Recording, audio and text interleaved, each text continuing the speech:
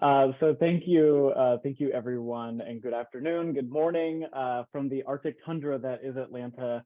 I want to thank you all for taking the time out of your day to join us to learn more about this exciting funding opportunity from CDC's National Center for HIV, Viral Hepatitis, STD, and TB Prevention. My name is Michael Williams, and I'm the lead for our center's Policy as a Public Health Initiative. And we're excited to publish PS 230009 titled Advancing Policy as a Public Health Intervention to Reduce Morbidity, Mortality, and Disparities in HIV, Viral Hepatitis, STDs, and TB. Our office has engaged in this policy space for a number of years, utilizing various funding mechanisms, one-off project plans, and other traditional partnership work. So today, we're very excited to see that our collective effort in the policy as a public health intervention space has been such that we can solidify this programming via this opportunity and future collaboration with, we hope, one of you on the call. And before we begin, I would like to invite Cecily Campbell to give a few words.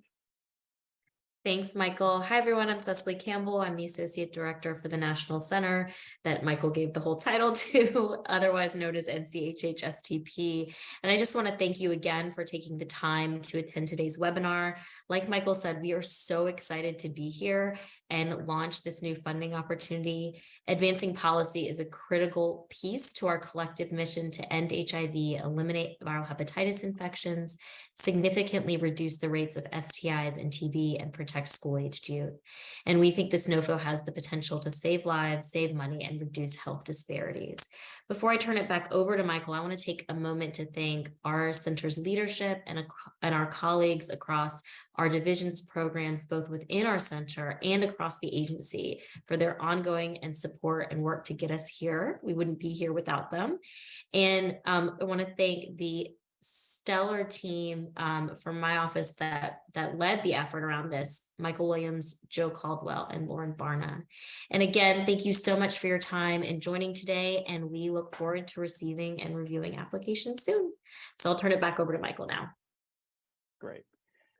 So for today's presentation, we're going to present an overview of our new funding opportunity and go over any details we think are important for you to consider as you determine whether you may be a good applicant to apply. We also want you to submit a stellar application, and we hope that this presentation will help. Please note, there will be a duplicate copy and paste presentation of this exact call in January. So if you think you missed something, you want to come back in January, you're welcome to do so. And like I said in the previous slide, all of this will be posted to our website. And please note, and this is very important, any absence of details in this slide deck do not necessarily mean that you do not have to do something. For example, you might ask yourself, well, Michael never said I had to upload an organization chart on today's call. The explicit instructions for what and how to submit your application are outlined in the full NOFO announcement found on grants.gov. This presentation is merely a high-level review of the NOFO, and we will not be reviewing every single application requirement. So let's just start with some broad overview points. This NOFO will award a minimum of $1.5 million per budget year for 5 years. There is no floor or ceiling for this program. That means applicants should and expect supplements to be awarded throughout the life of the NOFO. This NOFO has 2 components, which we will cover momentarily, and each component will be awarded a minimum of $750,000 per budget year. We expect to award a minimum of $7.5 million over the next 5 years, and applications are due on February 1st, 2023 at 11:59 Eastern Time. This NOFO is unrestricted in terms of who can apply. And yes, you can apply for both components of the NOFO. Throughout this presentation, you're going to see these app tips. We hope these are helpful insights on how to best put your application together. In this case, this particular tip is highlighting the requirement that if you are going to apply to both components, you have to submit 2 separate and distinct applications to grants.gov. Stated another way, if your organization wishes to apply to both components, you cannot submit one big application. It should be separate. And while not required, we hope you might consider giving our teams a heads up that you're going to be applying. These letters of intent are not binding and they don't guarantee anything. They just let us know that you might be considering applying. Please shoot me an email at kk3@cdc.gov with your organization's letter of intent to apply to this NOFO, and please specify which component or components you are applying to. So let's dive in. Our NOFO is designed to assist leaders who make decisions in public health, including government and non-government leaders, elected and non-elected leaders, to identify, assess, and implement evidence-based policy interventions. And we're going to do this through two distinct components. Component one is simply legal epidemiology. We will be leveraging emerging methods to code law and policy over time and cross-sectionally to help us then study how policy affects health and economic outcomes. Next, we'll establish a robust system of technical assistance to aid leaders who make decisions in public health in navigating complex legal and policy environments, as well as create and promote resources in a proactive and reactive manner that will be publicly accessible. Our long-term outcomes should come to no surprise. We hope this work will make significant progress in reducing the morbidity, mortality, and health disparities among our infections. And please keep in mind, our infections for the National Center for HIV, Viral Hepatitis, STD, and TB are HIV, viral hepatitis, STIs, and TB. Also included in this is adolescent and school health. And second, arguably, and just as important, we hope to increase evidence-based policy decision-making writ large.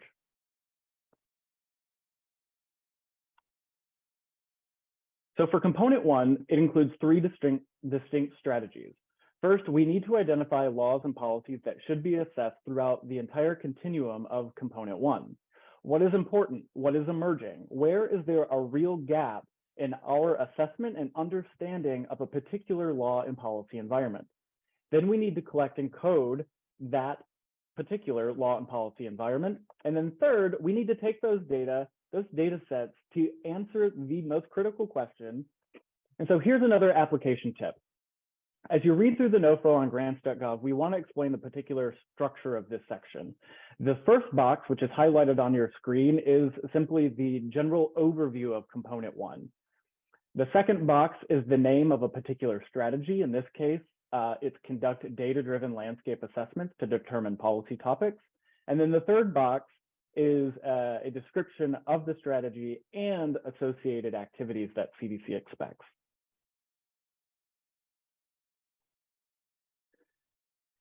Each year, we expect the recipient to work with CDC to identify policy topics and variables that should be coded and used in subsequent assessments.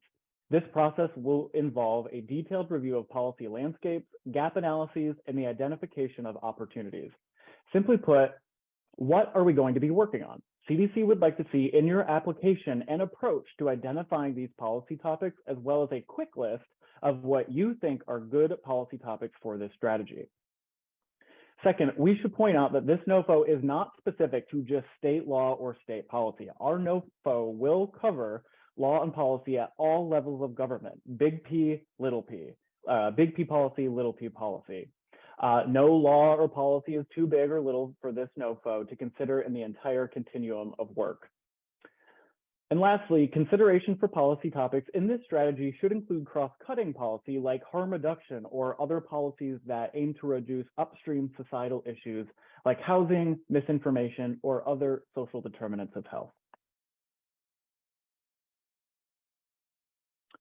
Strategy 1.2 is legal epidemiology. We will not be going into what legal epidemiology means on this call, though we do expect the applicant to have a thorough understanding of this and have the staff capacity to carry out this work. This strategy seeks to collect law and policy, ideally over time, and create data sets that will be posted on CDC's future Policy as a Public Health Intervention data dashboard. Data sets, protocols, code books, all of this will be publicly available. A key component of this strategy is replicability and transparency. How did we do this, and where can others see how we did it? Lastly, CDC expects recipients will have the capacity to update these data sets regularly to create and or expand longitudinal data sets. Strategy 1.3 is the largest opportunity we have to make serious impact in the policy as a public health intervention space. This strategy requires the recipient to conduct analyses to answer the question, How does law and policy affect health and economic outcomes? The recipient should work closely with CDC and especially our economic or epidemiologic and economic modeling agreement recipients, or NEMA recipients, to define analytical questions, generate hypotheses, conduct literature searches, and perform statistical analyses.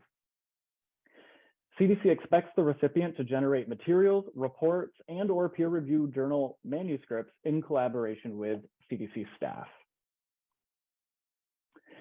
If you haven't already noticed, there's a massive 5-page long table of manuscripts in our NOFO. These are merely examples of what we're looking for in terms of the methods and approaches used to assess law and policy impacts on health and economic outcomes. There are a myriad of topics included in this table, from chronic disease, environmental problems, and even traffic safety. Please note they are examples only. They're not necessarily a list of topics that we expect the recipient to study.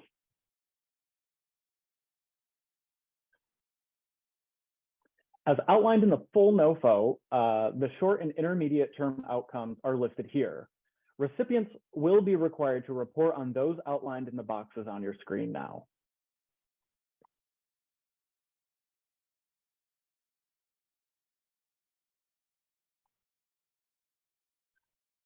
Now for component 2.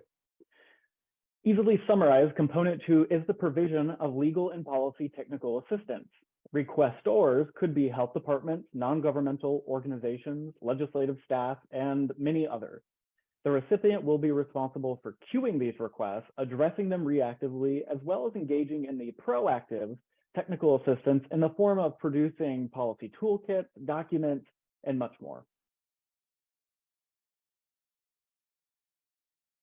Strategy 1.2 is the creation of a system to actually queue and address incoming legal and policy TA requests.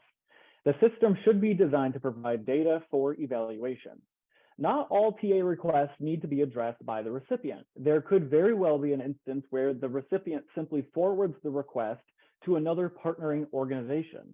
This system, after some time, will begin to show us themes and patterns in the type and substance of requests that are coming to us. CDC does expect recipients to take these data and begin to strategize new tools or resources or updating existing materials in a proactive manner as to keep flexible and amenable with the needs of our requestors.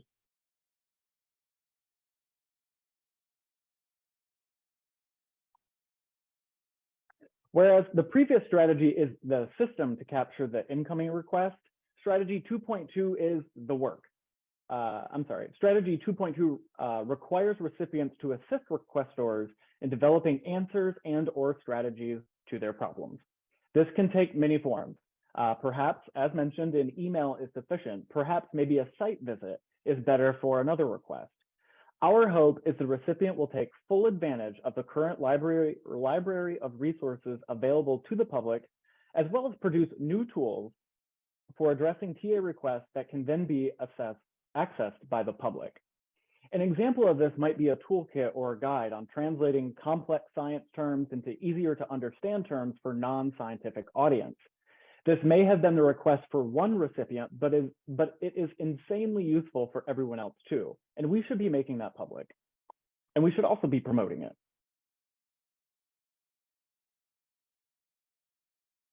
Further, no need to recreate the wheel.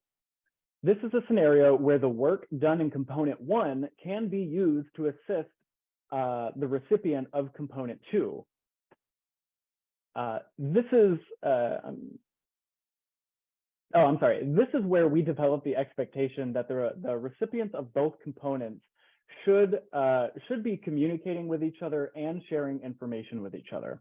For example, a TA request may require the recipient of component 2 to summarize data collected by recipient 1 under a different policy topic. Lastly, CDC expects the recipient to maintain a high degree of situational awareness regarding current trends, hot topics, and current events related to the introduction of legislation and/or policies related to our center's work. This can include, but is not limited to, legislation tracking and monitoring, studying legislator bios, and conducting assessments of new bodies of leadership, such as after an election. How timely. Easily summarized, strategy 2.2 is the reactive piece of technical assistance. We are reacting to TA requests, reacting to newly introduced legislation, reacting to changing trends in infectious disease law and policy. And lastly is strategy 2.3. CDC expects the recipient to disseminate resources and educate and inform our decision-making audience. This can take on many activities, but the major idea here is the creation, compilation, distribution, and promotion of what will become our law and policy resource hub. Further, CDC expects the recipient to engage in proactive, keyword proactive, outreach to decision makers regarding TA resources and other information. For example, a meeting of southern states or non-Medicaid expansion states to explore how to navigate complex policy environments using the tools and resources we developed across all other strategies and components of this NOFO.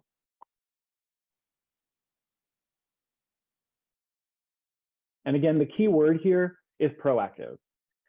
Where can we get ahead of TA requests, and where can we advance policy that saves lives, saves money, and reduces health disparities while elevating the importance of evidence-based decision-making? And again, as outlined in the full NOFO, the short and intermediate outcomes for component 2 are listed here. The recipient will be required to report on those outlined in the boxes on your screen.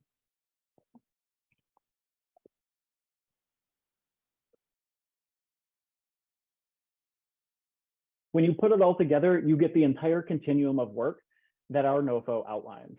The arrows represent that this process is not entirely linear, and any component and in any strategy, the outputs may inform what will become NCHHSTP's policy as a public health intervention data dashboard and resource center, which will be hosted on CDC's public website.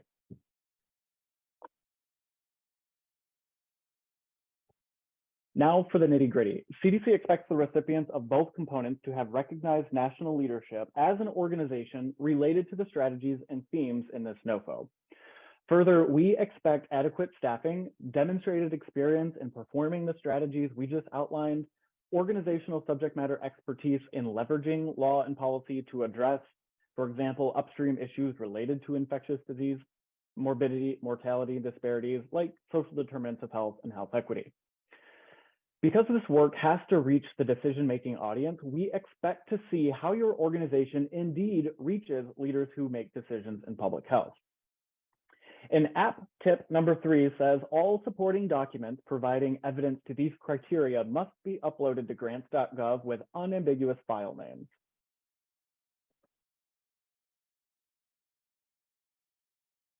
Component 1, organizational capacity, really emphasizes the importance of the recipient having demonstrated success in doing the legal epi work.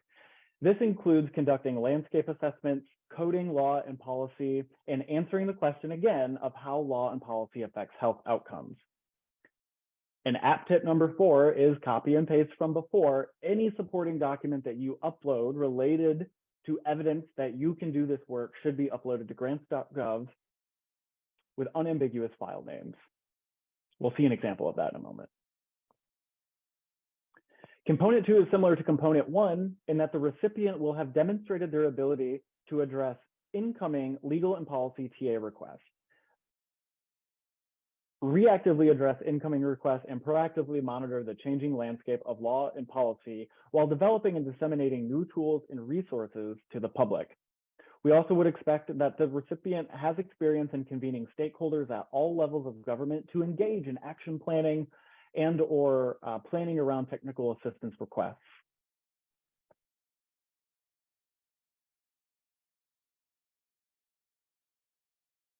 Here we're emphasizing the ability for the applicant to demonstrate that they can translate law and policy data and information into actionable resources.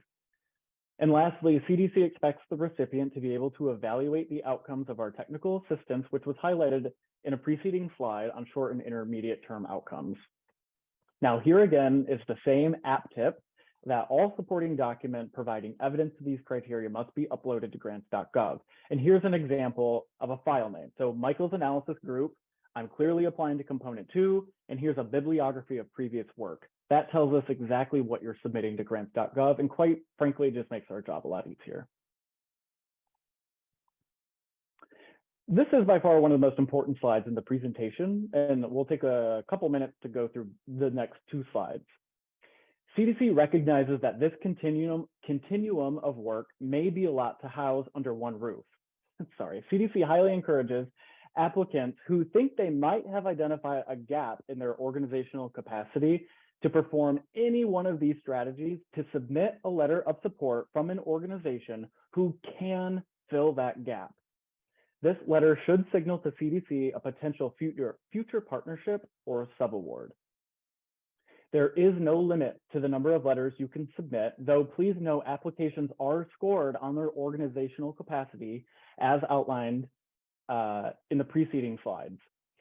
So let's walk through an example of this. If an applicant is applying to component 1 and does not have the capacity to do health and economic assessment work, they will need to submit a letter of support from an organization who has sufficient experience using law and policy data to inform health and economic outcomes assessment work.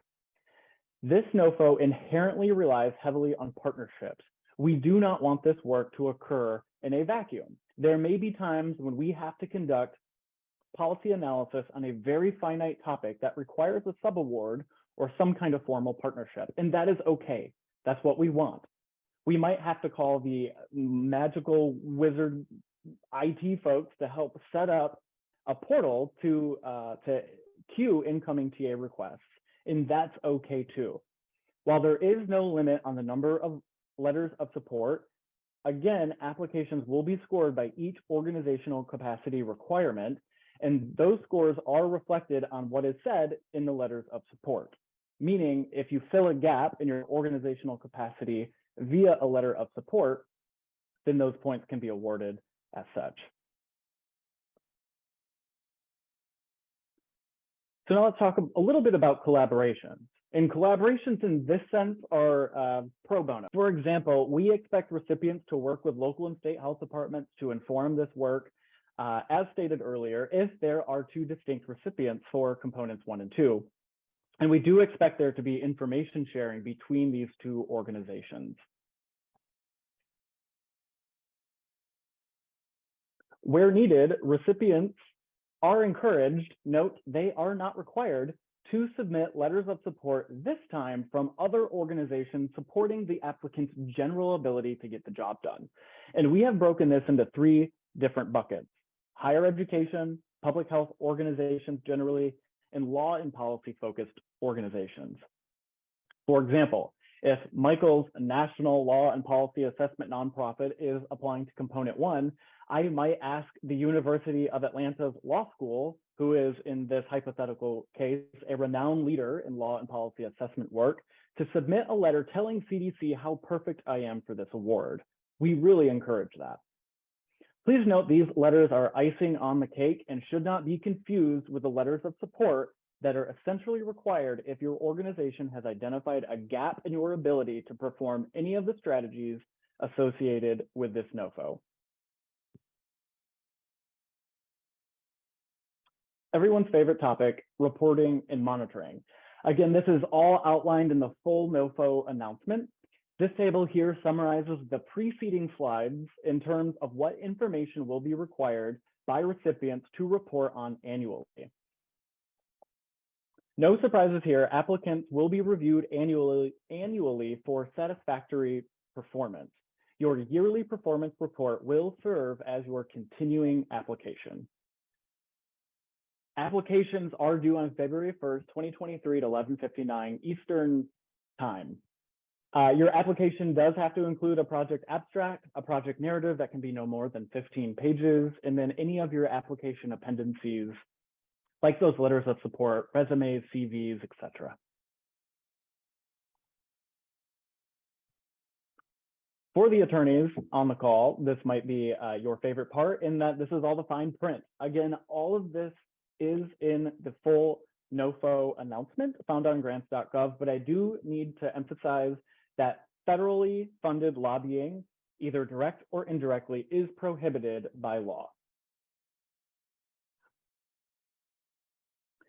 CDC will use an objective review panel to score and rank applications.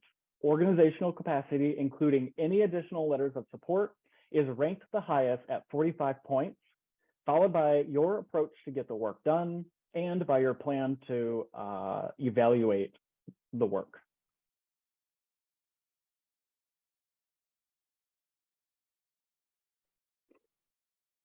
I believe this slide says if you get the award, you will be told that you get the award, and if you don't get the award, you'll also be told. And these links we can post in the chat for everybody to access, but we've referenced several times in the slide in this slide deck our CDC website for the NOFO. That's cdc.gov/NCHHSTP/funding/PPHI. There's resources on how to prepare your budget. And in this case, we're also going to include a link for anti-lobbying restrictions for CDC grantees.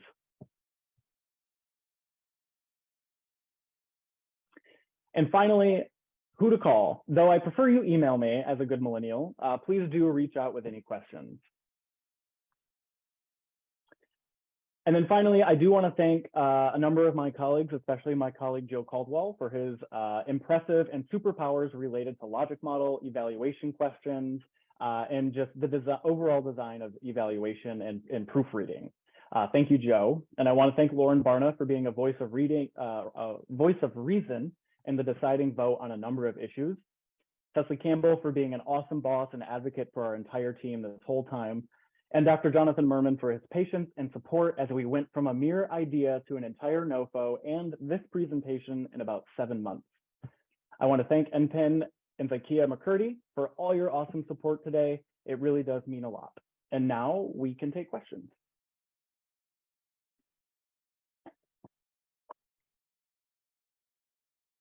Perfect. So we do have a question in the Q&A. Can an organization apply for both components and also be included in other organizations' applications as a subcontractor or a consultant? Yeah, so you can absolutely apply to both components, and our expectation is that you submit 2 separate and distinct applications. As far as to your second question, that's a conversation you need to have with other organizations. So I think if you want to approach an organization and ask for a letter of support, either filling a gap in your capacity to do the work or a letter of support saying that you can do the job, I think those might be 2 different conversations. And we fully welcome that. So you're welcome to submit those kinds of letters as well.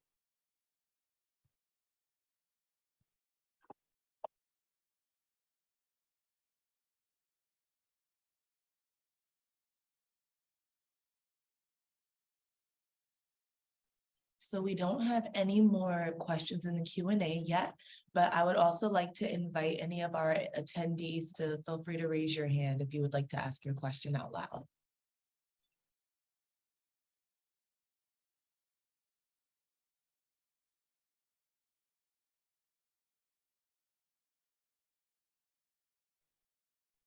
Professor Sealer. Hi, how are you? Good. So thank you so much for this. I have 2 questions, if that's okay. The Mhm. first is whether you all have a ballpark range on how many both sort of coding data sets you would anticipate being produced in a given year, and how many analyses you'd anticipate the component 1 recipient doing in a given year, as opposed to, you know, being done by others. Maybe I'll pause a second for that question and then go to the next one. Yeah, wonderful question. And I think one of the, I guess this is a good problem to have. This NOFO is designed to absorb supplemental funding and give awards through supplemental awards. And so if I put a cap or a number on the number of awards or of analyses or publications that could be done, you know, I don't want to stifle the work. So I think part of your work plan can certainly address how much you can do in 1 year with the amount of funding you have. Of course, it gets challenging because some policy topics might need a lot of staff support. They might need a lot of time and attention, and we can't get to others. I think one of the awesome benefits of this being a cooperative agreement is that you get to work with us and set those expectations, and we can work on it together, and that's okay. So I don't want to hold anybody to a hard and fast number, and I would like to point out that those numbers are not included in our yearly review requirements. Okay, thank you so much. And just another clarifying question, if I may. It sounds, if I'm understanding correctly, that there's, for whoever applies for each component, there can be collaborators who are in fact sort of sub-awardees who one knows are going to be sub-awardees and are budgeted in. And then in addition, the letters of support would come from those where you don't know how much you would budget them in for or whether they would come up in a given year, but they're willing to step up if needed. Does that sound right? Yeah, I think so. And so let me just kind of go back to the example that was in the slide. So let's say that an organization does not have the current staff capacity, experiential knowledge to do the law and policy coding, to do that legal mapping work, if you will. If you can grab a letter of support from an organization that clearly knows how to do that, you are signaling to us a potential partnership and subaward that work will be done there, and that letter of support needs to indicate that. We need to know what exactly the partnership is with this organization. You're also welcome to submit awards or letters of support from organizations that just want to speak broadly to your ability to get the job done. And that too can also just signal to us that, oh, they have a partnership together. That's good news for us. And so all of that is taken into consideration. Does that help answer your question? I think so. And just, it sounds like presumably there's a fair amount of budget flexibility. You know, there'd be a starting point for what's proposed, but then flexibility to be hashed out depending on what is going to be performed in any given year. And that's again one of the awesome benefits of this being a cooperative agreement is that we can have that flexibility together. We can. My Office of Grant Solution colleagues are on the phone. I hope they're not having heart palpitations, but that we can do that. We're able to do that and have that flexibility. Great. Thank you so much, Michael. Mm-hmm. All right, we have a few more questions in the Q&A. Our next question is, can you speak more about the scope of service for both components? Specifically, since there's only one award for each, is the expectation that the recipient serve the entire U.S.? Sure. So I think in terms of the scope, really the scope is what we, both the CDC and the recipient, will work on together. So our expectation is that an organization who applies to this NOFO has the ability or has demonstrated their national leadership. They're able to do work all across the United States. Their reach is across the United States. In terms of scope, there could very well be an instance where we are only doing a law and policy analysis on the state of California or on the state of Connecticut. And that could be a one-off project that we get from one of the 5 divisions that make up our center. Or, that could come from, component 2. It could be a state legislator in California has called us, theoretically, or sent us an email for help. And the recipient of component 2 should be able to at least pull in the information that they're looking for and then farm them out to another partnering organization or help them get the answers to their questions. So in terms of scope, I mean, this NOFO is in the United States. Our end goal is to reduce morbidity, mortality across the United States. So I hope that helps answer that question. Thank you. So next question is, how will this NOFO recipients work with the divisions of NCHH-STP and their funded partners? Yeah, thank you, Stephanie. It's nice to see you on. Thanks for that question. So our division counterparts have been immensely helpful throughout this entire process, from our idea to even getting this webinar together. So if an organization is awarded the funds under component 1, we do have a written expectation in the NOFO that we are all working together as a team to identify sort of the first set of policy topics that are going to go through the continuum of work. Our NOFO is also designed too that if something were to be emerging, and because Stephanie asked the question, I will give an example. Let's say that a state passes a radical STD testing bill and they want to do a bit of an in-depth analysis on it. That request is probably going to bubble up from our division of STD prevention. They are closer to the ground and kind of knowing what's happening out there. So they can send us sort of a request for help, like, hey, can we fit this in somewhere? And that option is available for all 5 of our divisions. There are also a number of ongoing activities our divisions are currently engaged in, whether it be coding law and policy or updating data sets. And those activities can also be sort of massaged into our work plan. So all the divisions are going to be involved. All of that information is funneled through your project officer, which will probably be a combination of myself and Joe and others in OP3. I think too, another kind of unique function of this NOFO is that if there is a project that is sort of added to our work plan and we do the amendment and we do the budget adjustment, we might actually make use of a technical monitor.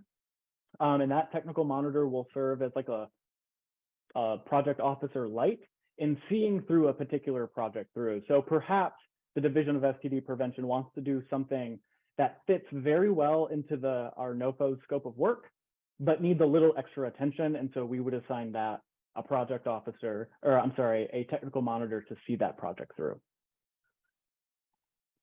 Thank you for answering that question. Our next one is, we understand that the LOI is optional. We would like to submit one by December 1st. However, we are not sure if we will apply for 1 or 2 components yet. Is it best to just submit an LOI for both components and adjust as needed for the full proposal? Example, is it okay to submit an LOI for both components, but opt later on to submit a full proposal for 1 component? Easy answer is yes. So the letter of intent is not binding. We just kind of want to know who's going to throw their hat in the ring. So if come in February, we don't see an application for component 1, but you told us in December that you were going to do it, totally fine. We just kind of want to know who's thinking about jumping in. And also, I see Aaron Williams is on the call. We also have to put together a panel of kind of third-party folks to review these applications. So the more letters we get in, the better idea of how many people we know we're going to need to review your application. So that's okay. We have a question from Naomi. Should the budget include fundings for the convenings noted in the NOFO? Your budget should allude to some of those activities that we would expect the applicant to be doing. And so the NOFO actually does specify convening, multi-stakeholder convenings. So I would include that as a budget line, or maybe not a budget line, but it should be an activity. It should be an earmark, or just somehow indicate to us that that's something that you're planning. All right, do we have any more questions from our attendees? Great. My contact information is listed in the full NOFO announcement, which the links have been posted in the chat. So if you do have questions, I can answer as objectively as written in the NOFO. So please let me know. And is there anything anyone else wants to say before we go? It's your last chance. Okay. The recording and transcript should be on our website in the next couple of weeks, so you can check back there if you'd like to review something. If not, we hope to see your application in February.